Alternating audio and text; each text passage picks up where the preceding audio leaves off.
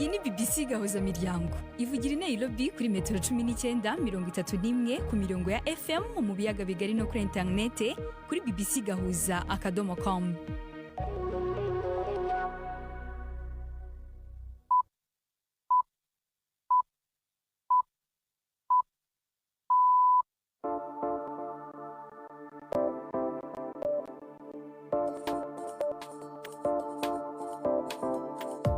Ni saa moya n'igice z'ijoro i Nairobi, ni saa 12 n'igice z'umugoroba mu Burundi no mu Rwanda. Muri kumwe na Latifa Mutesi. Ibihe byiza bakunze ba BBC gahuza miryango, mbaye ikaze mu makuru yo kuri uyu wa gatanu tariki 3 ukwezi kwa kane uyu mwaka 2026. Izi ni zimwe mu ngingo z'ingenzi amakuru yacu agiye kwibandaho. Ubutegetsi bwa Irani bwanenze Leta Zunze Ubumwe za Amerika ku gitero cyaturikije ikiraro cyayo i Tehran, buvuga ko Amerika itazigera ikira icyasha isigiwe no kwibasira ibikorwa remezo bya rubanda. Naho muri Republika ya Demokarasi ya Kongo, nyuma y'ibitero bya drone bikomeje kugabwa muri Minembwe, umuvugizi wa Twirwaneho yasabye Leta y'iki gihugu gufata abaturage ba Minembwe nk'abaturage bayo. Hakenewe kuko Leta yumva yuko turi abaturage bayo barimo bapfa igitondo n'umugoroba. Mu gihe Leta iziyumvisha ayo magambo, ndatekereza kuko amahoro azaza. Mu yandi makuru, mu mikino itike y'amadolari 11,000 ku mukino wa nyuma w'igikombe cy'isi, ayo n'ayandi menshi nabateguriye ntabacike. Ndi Yves Bucyana. Ayo makuru ahagarariwe na Anne-Marie Ntibimwiza. Mbere yo gutangira amakuru twabateguriye kuri uyu mugoroba ku buryo burambuye, Jegdasio Hondimundu yaduteguriye amakuru agezweho hirya no hino. Igihugu ca Uganda kivuga ko cakiriye umugwi wa mbere w'abantu birukanywe muri Leta Zunze Ubumwe za Amerika hisunzwe amasezerano yasinywe mu mwaka uheze. Ubushikiranganje bw'imigenderanire buvuga ko abantu 8 b'inkomoko yo muri Afrika bashitse Kampala kwa gatatu inyuma yaho umucamanza wo muri Amerika yemereje imanza zabo. Ariko ishirahamwe ry'abanyamategeko muri Uganda ryavuze ko ivyo biteye kubiri n'amategeko kandi ko rifise imigambi yo kubirwanya muri sentare. Rivuga ko inzira abo bantu barungitswemwo itabereye kandi itesha agaciro. Amerika iramaze kwirukana abantu baharurwa mu mirongo ikabarungika mu bindi bihugu birimwo Ghana, Sudani y'Epfo na Eswatini. Uburusiya bwagavye ibindi bitero bikomeye vy'amamisire n'amadrone vyahitanye abantu muri Ukraine mu joro ryakeye no mu gitondo. Vyatumye President Zelensky yagiriza Uburusiya kwirengagiza akamo kiwe kagahengwe kuri Pasika. Bose hamwe hapfuye abantu 5, abandi 40 barakomereka hirya no hino mu gihugu. Ni inkuru ya Sarah Rainsford ari Kiev, mwumva mu rya Juvantine Muragije Maria. Ku nshuro ya kabiri mu cyumweru kirenzeho gato, Uburusiya bwagabye igitero kinini cyane ku manywa. Ingabo za Ukraine zo mu kirere zivuga ko misile na drone amagana zatewe nijoro, izindi mu gitondo hagati.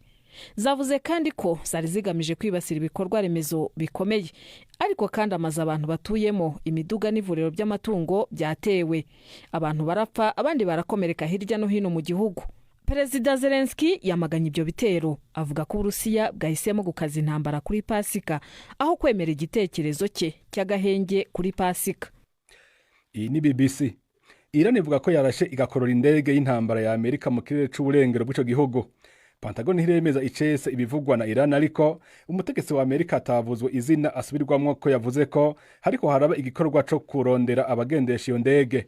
Ibinyamakuru vya leta vya Iran vyasohoye amafoto n'amavideo bigamije kwerekana ibice by'iyo ndege yakorowe hamwe n'imwe mu ntebe zishibura umudereva. Hamwe ivyo vyo kwemezwa bwo bubaye bwa mbere indege y'intambara ya Amerika ikorowe n'uruhande rw'umwasi kuva intambara itanguye. Iran yagavye ibitero ku nyubako n'ibikorwa remezo mu kigobe c'Abarabu mu gihe iriko irihora ku bitero vya Amerika na Israel. Kuwait yavuze ko urugomero n'ikigo kiyungurura amazi kiyakuramwo umunyu vyononekaye kubera misile. Iyindi misile nayo ituma ikibanza gitunganirizwamo igitoro gisha. Imirimo mu kigo gikomeye gitunganirizwamo gaze ci Abu Dhabi yahagaritswe inyuma yaho cononekaye kubera ibitero vya Iran.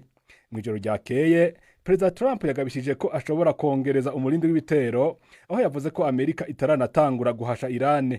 Yabivuze inyuma yaho Amerika isamburiye ikiraro nkenerwa cyane kiri mu burengero bw'umugwa mukuru wa Iran, Tehran. Latifa. Urakoze cyane Jegdasio. dutangiye amakuru ku buryo burambuye. Umukuru w'u Rwanda Paul Kagame yanenze cyane ibihano Leta Zunze Ubumwe za Amerika zafatiye igihugu cye bishingiye ku ntambara iri mu gihugu cy'igituranyi cya Repubulika ya Demokarasi ya Kongo. Kagame yavuze ko ibyo bihano byibasira uruhande rumwe gusa kandi ko ari igitutsi ku gihugu cye. Yanashimangiye ko atazakuraho ingamba z'umutekano leta ye yafashe igihe cyose ikibazo cya Kongo kizaba kigiteye impungenge ku mutekano w'u Rwanda. Mu kwezi gushize Amerika yafatiye ibihano bamwe mu basirikare b'u Rwanda ndetse itangaza ko izahagarika guha bamwe mu bayobozi b'icyo gihugu impushya zo kujya muri Amerika. Ni inkuru ya Prime Ndikumagenge. Mu kiganiro n'ikinyamakuru Jeune Afrique cyatangaje kuri YouTube, kimwe mu by'umunyamakuru abaza Perezida Paul Kagame no kumenya niba leta yiwe izovanaho ingingo z'ubwirinzi nk'uko biri mu masezerano y'amahoro ya Washington bumvikanye na Kongo. Ni mu gihe intumwa z'u Rwanda na Kongo mu kwezi guheze zongeye guhurizwa Washington n'abategetsi ba Amerika bongera kumvikana ko yashira mu ngiro bimwe mu biraba u Rwanda muri aya masezerano no kuvanaho ingingo z'ubwirinzi. Abandi bumva ko ari ingabo u Rwanda rwarungitse muri Kongo naho rwagumye rubihakana, ari naco umunyamakuru yongeye kumubaza. Perezida Paul Kagame avuga yuko ingingo z'ubwirinzi zitaba zigizwe n'ikintu kimwe ngo n'ingabo zishobora kubamwo. What ordinarily, what would anybody define defensive measures as? To do with the problems that are in Eastern Congo. It means a number of things. It means you may use equipment, you may use troops on the ground, it means to defend that territory. It is actually to defend our border.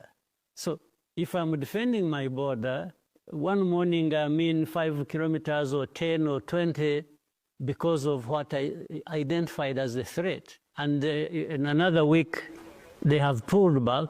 Ku kibazo cy'uko u Rwanda rwoba rugiye kuvanaho izo ngingo nk'uko biri mu masezerano, aho hoho inyishu ya Perezida Kagame ntica hirya no hino. We refuse to remove defensive measures. Kwanze kuvanaho ingamba z'ubwirinzi, niba bivuze ko ari ingabo cyangwa ikindi icyo ari cyo cyose, twe tuzita ingamba z'ubwirinzi. Wowe uko ubyumva, kuki haba hari inkeke kuri jye hanyuma ukansaba kuvanaho ingamba zanjye z'ubwirinzi kandi ntacyo ukoze kuri izo nkeke? Ibyo birumvikana. What is the logic? Perezida Kagame avuga yuko ibyo u Rwanda rusabwa n'amasezerano rubikora, akavuga ko Kongo yo ivyo isabwa itabikora cyangwa ikabikora igice. Mu byo Kongo isabwa harimo kurandura umuhari FDLR. U Rwanda ruvuga yuko ari kimwe mu bigeramiye umutekano warwo. Ku bihano Amerika yafatiye bamwe mu ngabo z'u Rwanda hamwe no kwimafiza bamwe mu bategetsi b'ico gihugu, Perezida Kagame avuga yuko ari ingingo zitumbera uruhande rumwe kandi ari gitutsi ku gihugu ciwe. Nikindi kimenyetso c'icuka kibi hagati ya Kigali na Washington gishobora gutuma umugambi w'amahoro mu karere ugorana gusumba. Ibitero byinshi byibasiye agace ka Minembwe muri Repubulika ya Demokarasi ya Kongo. Abaturage barapfa umunsi ku wundi ndetse bamwe muri bo bagahunga kubera ikibazo cy'umutekano muke. Kumenya ibiri kwabera biragoye kuko hari ugucika kw'itumanaho rya telefone itangwa n'iminara igenzurwa n'ingabo za leta FARDC, ubundi gafatwa n'abarwanyi batwirwanaho mu gihe imirwano ikomeje kumera nabi. Mu gushaka kumenya uko ubuzima bw'abahatuye bumeze, mu kanya gashize naganiriye na Rugabo Fidel, umuvugizi wa Twirwaneho uri muri Minembwe, ntangira mubaza aho Twirwaneho igenzura kubazi n'abatazi akarere ka Minembwe. Bo abaturage bo abasirikari uwo ari wese utuye muri Minembwe ubuzima bumeze nabi kubera ko ibitero ni byinshi by'amabombe ya drone ndetse n'ibitero byo ku butaka. Hanyuma ubwo kubijyanye na service nk'ubuvuzi se nk'ibiribwa bihagaze bite muri ibi bice? Nimba tuvuga yuko inzira zifunze, imiti irashobora kuva hehe, ubuvuzi burashobora kuva hehe? Kuvuga ngo hospitals, clinics, ibintu byose byarafunze, kubira ko ibigori n'ibishimbo byeze ariko ntibishobora kuribwa, nta munyu nta mavuta. Ni ukuvuga ngo nabwo abaturage kubera guhunga imihana yabo nabwo ko birashira, ibyinshi byatwikiwe mu mazu yabo, ibindi byatemaguriwe mu mirima. Ni ukuvuga ngo ubu ngubu ni inzara irino. Hanyuma ugereranyije n'amezi ashize, umutekano warushijeho kuba mubi cyangwa hari icyahindutse? Umutekano warushijeho kuba mubi cyane, abaragiye inka bakaraswa, abagiye mu mirima bakaraswa. None n'ibandi babagabaho ibyo bitero? Ibitero tubigabwaho na leta ya Kinshasa ifatikanyije na leta y'u Burundi hamwe n'abahariye babo abazalendo, FDLR, abo bose bafatikanyije ndetse bafite n'abamercenaires baturutse mu bihugu bindi bitandukanye. Abo bose nibo batugabaho ibitero ku manywa na nijoro. None ko igisirikare cya FARDC kitemera ko ari cyo kirimo kubikora, gihamya ntakuka mufite ko ari bo babikora niyihe? Igituma tubihamya nuko nta bandi duhanganye nabo. Mu ntangiriro z'uyu mwaka igisirikare cya FARDC cyavuze ko kigomba kwisubiza agace ka Minembwe centre.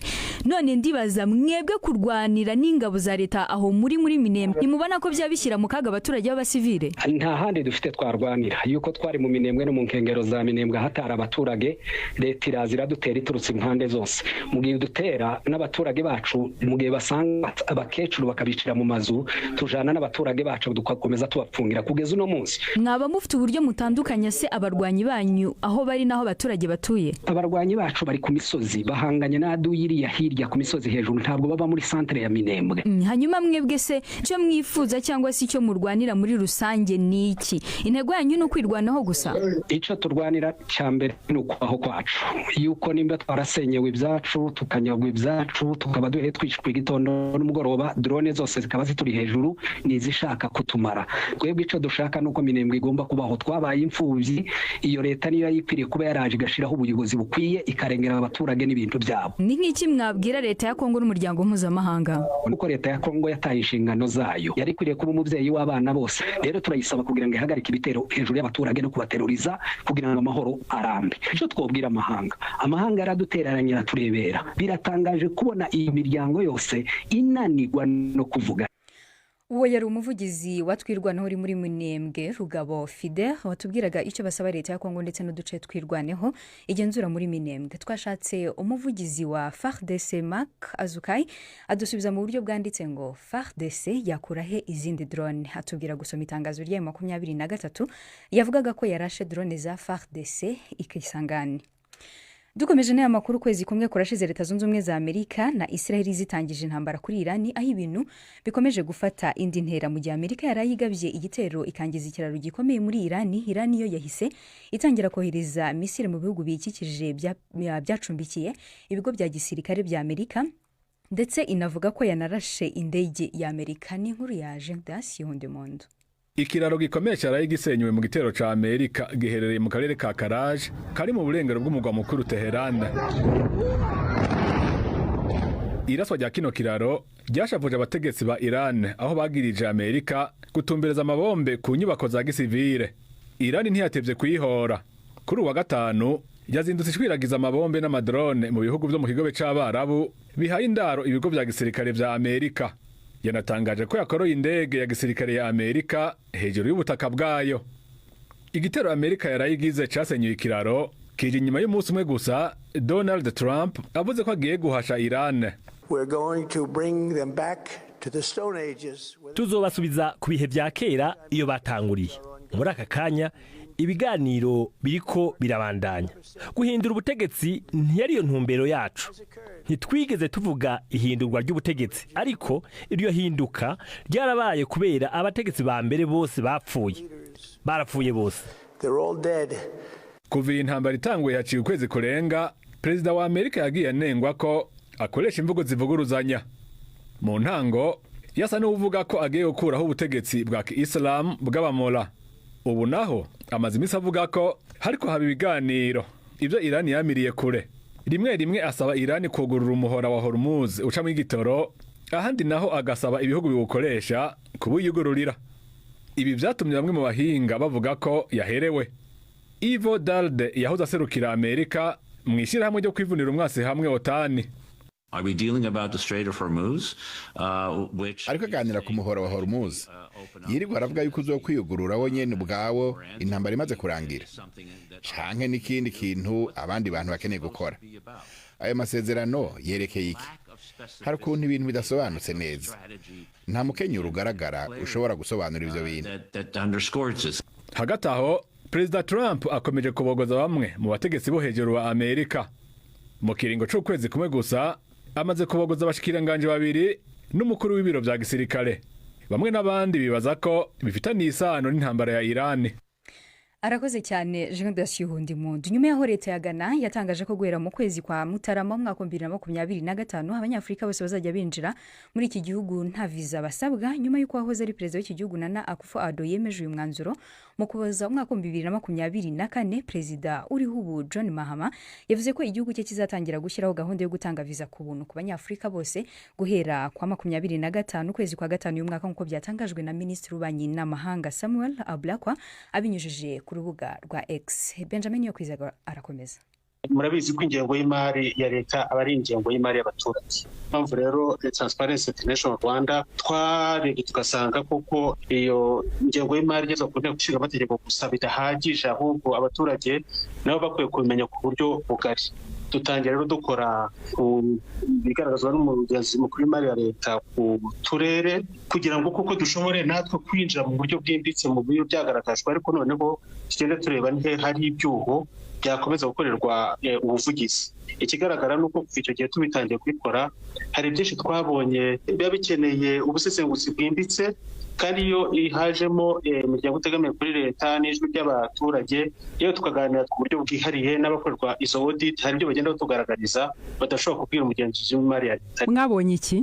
Ubwa mbere ibyo byifuzo nabo by'umugenzuzi mukuru w'imari ya leta twabyinjiyemo turabisesengura ku buryo bwimbitse. Dusanga harimo ibyifuzo nama byoroshye cyane gushyirwa mu bikorwa. Hari ibigereranije ibikomeye n'ibikomeye cyane. Ubwo wenda nagaruka ku bikomeye cyane, dufate niba akarere kakiriye icyifuzo nama kimwe gikomeye cyane ikagishyira mu bikorwa, icyo cyifuzo nama iyo umugenzuzi mukuru w'imari ya leta agarutse aravuga ngo ni 0% kandi cyari kimwe. Iyo muvuze ngo nta buryo bwari buhari, urwego rw'akarere cyangwa se urundi rwego rwagiriwe inama mu kugira ibyo rukosora n'uko rubinoza, rwari rufite ngo kugira ngo rubashe kuganira n'abandi bashyira mu bikorwa cyangwa se barekura ayo mafaranga, ariko urwego rw'akarere rurazamuka, hakaba intara, hakaba minisiteri, ni inzego za leta zubatse. Kubera iki ubwo buryo bw'imikoranire butari buhari? Reka dufate ko ari biogazi bagiye gushyira mu karere runaka, iyo biogazi ikaba ijya gukorwa na WASAC. Usanga ingengo y'imari n'igenamigambi bikorerwa kuri urwo rwego rugiye kubishyira ku karere, yewe n'amasezerano ya rwiyemezamirimo ugiye kubishyira mu bikorwa akorerwa kuri icyo kigo cyo hejuru kuri central government. Ugasanga akarere ayo masezerano ntabwo kayafite, ntabwo kazi n'amafaranga azagenda muri iyo ngengo y'imari. Ibibazo rero iyo bije bigora akarere kuba kabikurikirana, kuko rimwe na rimwe hari igihe nk'amakuru nk'ayo ngayo na rwiyemezamirimo yagira ibanga. Ibyo mutubwira rero ni uburyo bw'imikorere, ariko mu buryo bw'amafaranga mwabonye iki?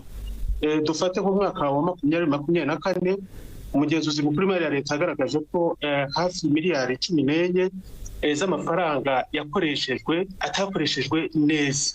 Twagereranya no muri 2023 tugasanga amafaranga yari kuri miliyari 4. Ubwo urumva ko byazamutse, kandi tuba dutekereza ko uko imyaka igenda abakoresha ingengo y'imari bagenda banoza imikorere yabo. Ariko abantu bavuga ko ngo iyo birimo bisobanurwa biba bikabije, ariko byagera mu butabera n'ubugenzacyaha n'ubushinjacyaha bagasanga ya mafaranga uko bayavuga ntabwo ariko yose yagiye, koko impapuro zikaboneka n'ibindi. Ibyo byo mubivugaho iki? Ahantu hari imbogamizi cyane ni mu ya makosa yandi umugenzuzi mukuru w'imari ya leta agaragaza yuko atajyanye n'imikoreshereze y'amafaranga, icyo twita non expenditure related weaknesses, aho dufata muri mwaka wa 2023 yavuye kuri miliyari 1,132 bikagera muri miliyari 1,343. Muri icyo cyiciro cy'ayo mafaranga harimo cyane cyane kutubahiriza amategeko n'amabwiriza ajyanye imitangire y'amasoko ya leta. Mutubabarire ku kibazo tekinike kibayeho cy'inkuru tubagejeje ijyanye n'umuryango Transparency International Rwanda, aho kubagezaho inkuru yo muri Ghana yavugaga ko igiye gutangira gutanga visa ku banyafrika bose guhera mu kwezi kwa 5 uyu mwaka. Iyi nkuru ya Transparency yavugaga ko uyu muryango uvuga ko hari amakosa akomeye akorwa mu micungire y'umutungo wa leta, nyamara abayagize ntibahabwa ibihano bihagije bigateza igihugu igihombo gikomeye. Ibi babitangaje nyuma yo gusesengura raporo y'umugenzuzi mukuru w'imari ya leta, basanga hari byinshi bikwiye gukosorwa mu micungire n'imikoranire y'umutungo wa rubanda. Uretse ibyo kandi bagaragaza ko hari n'ikibazo cy'uko inzego z'ibanze ziri mu turere zibazwa imishinga imwe n'imwe itari mu nshingano zazo, cyane ko amasoko yayo aba yaratanzwe n'izindi nzego zifite ububasha, bityo akarere kakabura uko kayagenzura neza. Mu kanya gashize mu nkuru ivuyemo twumvishaho umugenzi wacu Anne-Marie Niwemwiza yavuganye n'umuyobozi wa Transparency International Rwanda Mutpiganyi Aporneli, aho yatangiye amubaza ibyo bahisemo gusesengura, impamvu bahisemo gusesengura iyi raporo kandi iba yaranyuze mu nzego zitandukanye za leta zirimo n'inteko ishinga amategeko. dukomereje muri no nkuru ya Ghana twababwiye ko nyuma yaho leta ya Ghana yatangaje ko guhera mu kwezi kwa Mutarama mu mwaka wa 2025 abanyafrika bose bazajya binjira muri iki gihugu nta visa basabwa nyuma yuko uwahoze ari perezida w'iki gihugu Nana Akufo-Addo yemeje uyu mwanzuro mu kuboza umwaka wa 2024. Perezida uriho ubu John Mahama yavuze ko igihugu cye kizatangira gushyiraho gahunda yo gutanga visa ku buntu ku banyafrika bose guhera ku itariki ya 25 ukwezi kwa gatanu uyu mwaka nk'uko byatangajwe na Minisitiri w'Ububanyi n'Amahanga Samuel Ablakwa abinyujije ku rubuga rwa X. Benjamin yo kwizerwa arakomeza. Itariki ya 25 z'ukwezi kwa gatanu yatoranijwe kugira ngo ihure na Africa Day, umunsi wizihizwaho ishingwa ry'umuryango w'ubumwe bwa Afrika ndetse ukaba unizihizwaho umuco, umwihariko n'amateka bya Afrika. Samuel Ablakwa yavuze ko visa y'ubuntu ku banyafrika izaba kimwe mu bigize politiki nshya ye. Visa ubutegetsi bwa Mahama burimo gutegura gutangiza mu kwezi gutaha. Yanavuze kandi ko iri vugurura rizakomeza gushimangira isura ya Ghana nk'inkomoko yo guharanira ubunyafrika nyabwo, kandi rikazanafasha guteza imbere ubukerarugendo n'ubucuruzi hagati y'ibihugu bya Afrika. Mu mwaka wa 2024 uwari perezida wa Ghana Nana Akufo-Addo niwe wabanje gutangaza ko abafite pasiporo za Afrika bazahabwa visa ku buntu guhera mu kwa mbere 2025. Aha Minisitiri w'Ububanyi n'Amahanga yasobanuye ko iyo gahunda itashoboye gutangira kubera ko uburyo bwo kwishyira mu bikorwa n'ingamba z'umutekano bitari byateguwe neza. Arakoze cyane mugenzi wacu Benjamin niyo kwizerwa. Iyi BBC Gahuza Miryango. Dukomereje mu kiganiro imvo n'imvano cyo kuri uyu wa gatandatu, intambara iri kubera mu burasirazuba bwa Repubulika Demokarasi ya Kongo mu ntara ya Kivu y'Epfo irimo gutanya ndetse no guteza amakimbirane mu banyamurenge. Bamwe bavuga ko bashyigikiye u Rwanda mu gihe abandi bashyigikiye leta ya Kongo n'abayifasha. Reka tubasogongeze. U Rwanda rugira strategy nuko ngo rudutera icumu rututurutse inyuma rugasa rukaje turuka imbere ukatwereka ko ruje kudutabara. Ruduteje rede tabara iratwishira tumaze barasubira barahindukiye baza batabazi batabara. Izo za mayima yari kwavuga izitarabaye trend n'u Rwanda zahawe ubushobozi n'u Rwanda. Ariko cyane uravuga u Rwanda kandi no wari mu barugwanira. Exactement niyo burya uvuga ikintu uzi yuko wakibayemo. Hanyuma uyu munsi aravugwa abagwanyi ba FDLR aho mwagwana kubera ikimwe abaturage bapfa mugabo abagwanyi ba FDLR bakagumaho. U Rwanda rwararwanye rufata igihugu rushinga chef d'état major. Ico genti bonge kuvuga ko hari FDLR cyangwa Interahamwe. Uriko uravuga u Rwanda ariko dufise abayobozi ba M23 dufise ba Kaniki barongoye twirwanewe. Harimo abanyamurenge, hari abandi bo mu bundi bwoko kubera ko ugumuza n'u Rwanda. Kubera ko u Rwanda rusinya amasezerano na Washington agashirwa mu bikorwa nabo ngabo uri kuvuga ngo nabakongomani. Urumvise byahejeje kuvuga ko na hari iwanyu hacunzwe n'ingabo za leta hamwe n'ingabo z'u Burundi. Mu byukuri iyi ideology niyo tuvuga n'uyu munsi irimo yica abatutsi b'abanyamurenge n'abatutsi bo muri Noro yuko ibintu byose bikorwa na leta ya Kinshasa bikorwa na Maima ibikorwa na FDLR bose barayisangiye ideology. N'uyu munsi abanyamurenge bari gupfa ntabwo bimubabaje kubera ko bari gupfa bazira ngo n'abanyarwanda kandi ari abanyamurenge ari basa ari banyina ari baruname ari bashiki biwe ari banyirasenge ari banyirarume, ariko kubera ko iyo ideology ariyo yamugiyemo uyu munsi amadrone arimo yica abantu mu Minembwe, iyo blocus humanitaire bashizeho y'abantu kutabona ibyangombwa by'ibanze bakeneye ntabwo abona ko ari abanyamurenge barimo bitwa. Ahubwo umuntu yanakwibaza nimba bavuga ko u Rwanda ruri muri Kongo rugo rwubana muri Kongo kuki baje kurasa abaturage binzira karengane ntibaje ngo bagende baje kurasa u Rwanda. Uyu munsi nta Rwanda ruri mu Minembwe. Dukomereje mu makuru y'imikino twateguriwe na Yves Bucyana. Mwiriho mwese bakunze imikino kuri BBC. Mpere mu gikombe cy'isi. Gucuruza amatike y'igikombe cy'isi cya 2026 bwa mbere ku mugaragaro byerekanye ko FIFA iri kwishyuza kugera ku madolari 10,990 ku muntu ushaka kureba umukino wa nyuma. Ibi bishobora kuba ari byo biciro bihenze cyane mu mateka ku muntu usanzwe ugiye kureba umupira w'amaguru ugereranyije n'ibiciro bitangwa n'abategura amarushanwa, tutavuze ibiciro by'abandi bongera kuyagurisha ku isoko rya kabiri. mu gitabo cyabo cyo gushaka kwakira irushanwa Leta Zunze Ubumwe za Amerika, Canada na Mexico bari bavuze ko itike ihenze cyane ku mukino wa nyuma izaba ihagaze ku madolari 1550 igihe amatike yatangiraga kugurishwa abanyamuryango b'amakipe y'abafana yemewe mu kwezi kwa 12. Itike ihenze cyane yari yashyizwe ku madolari 8680. Ibiciro byongeye kuzamuka ku wa gatatu ubwo hatangiraga igihe cyo kugurisha amatike ya nyuma. Amatike y'umukino wa nyuma w'igikombe cy'isi cya Qatar 2022 yari ahagaze ku madolari 1608 ku mwanya uhenze kurusha iyindi yose. Kumenya neza igiciro nyacyo cy'amatike y'irushanwa rizatangira mu kwa gatandatu biragoye kuko FIFA itigeze ishyira hanze uburyo igenderaho ishyiraho ibiciro. Ikindi kandi bari gukoresha uburyo bwo guhindura ibiciro bitewe n'uko isoko ryifashe, aho ibiciro bihinduka isaha ku isaha bitewe n'uburyo abantu bari kuyashaka. Mu mpera z'umwaka ushize igiciro cy'amatike ya mbere cyasobanuwe nk'ubugambanyi bukomeye mu kwa 12. FIFA mugenzi wacu Yves Bucyana arakoze. Dukomereje mu kiganiro baza muganga twateguriwe na Yvette Kabatesi.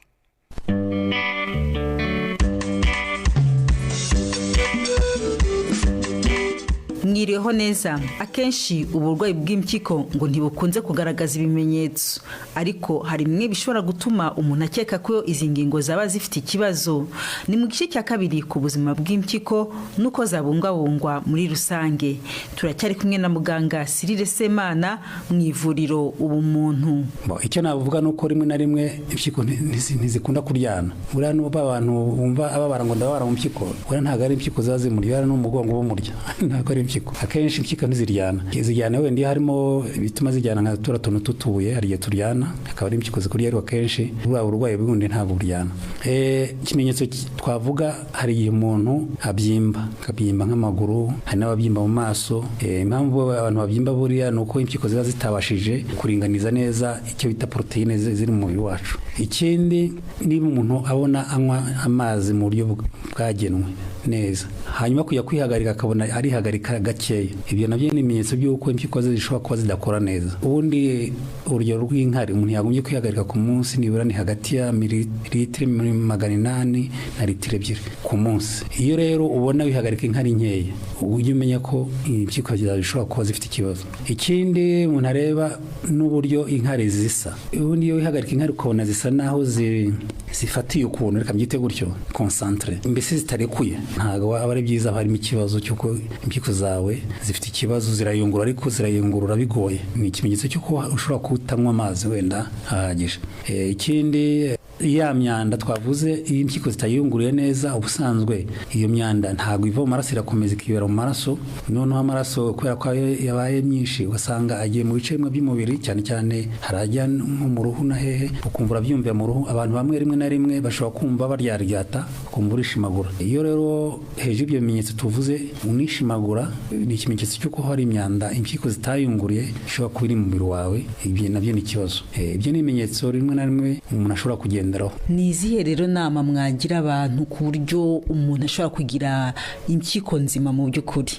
Inama twagira abantu ni uko icya mbere agomba kumenya ko ari uruganda rwe atunze rumufasha urugingo rw'ingenzi mu ngingo afite z'umubiri. Iyo rwangiritse haba hari ikibazo gishobora no guhungabanya umubiri we muri rusange. Icyo ni icya mbere. Ikindi, akumva ko za mpyiko agomba kuzibungabunga. Icya mbere kuzibungabunga ni ukwirinda gukora ibintu bizangiza. Ibintu bimwe umuntu ashobora kurya bitari byiza, n'urugero kurya ibintu birimo amavuta menshi, kurya inyama. Buriya ziriya nyama zitukura, buriya abantu barya inyama nyinshi mu cyumweru ni bibi, ko ziriya nyama buriya zikomokamo imyanda myinshi impyiko zigomba gusohora, ibyo bita purine. Impyiko zizikoramo ibyo bita sidirique. Ziriya za sidirique rero iyo zibaye nyinshi mu mubiri ntizisohoke, zitera ikibazo. Ugasanga mu nkari harimo acidirique. Ni ibimenyetso by'uko impyiko zifite ikibazo. Za mpyiko waziteye ibibazo kubera ko za nyama ziriya ari nyinshi. Ikindi, twagombye tutirengagiza ni ukunywa amazi make buri ni bibi uba ugomba kunywa amazi ntunywe menshi cyane nanone ariko kunywa amazi ahagije kugira ngo ufashe za mpyiko gukora. Ikindi wagombye gukora imyitozo, gutembereza amaraso neza, ukora imyitozo ibyo bita siporo. Ikindi twavuga ni rimwe na rimwe hari n'ibiryo indyo zisanzwe zirimo amasukari twazirinda cyane, ukanywa isukari mu rugero, umunyu. Ikindi twavuga ni rimwe na rimwe iyo urwaye ugomba kwivuza za ndwara zishobora gutera kwa kunanirwa kw'impyiko. Twavuzemo zira za hypertension, izo za diabete n'izindi ndwara zose zishobora gutuma impyiko muri rusange zishobora kugira ikibazo ukazivuza. Ikindi abantu bagombye kwirinda rimwe na rimwe abantu batazi nuko hari imiti twamenyera gufata cyane ituma impyiko zinanirwa. Ni iriya miti dufata igabanya ububabare cyangwa kubyimbirwa bita anti-inflammatory non steroid. Mugenzi wacu Yvette Kabatesi arakoze cyane ku kiganiro Baza Muganga atugejejeho kuri uyu mugoroba, igice cya kabiri ku kamaro k'impyiko ndetse nuko dukwiye kuzubungabunga muri rusange na muganga Cyril Usemana. Mwari kumwe nanjye Latifa Mutesi, naho kwanga bw'ibyuma twari kumwe na Sharon Geruto, y'amakorera ahagarariwe na Anne Marie Mwiza.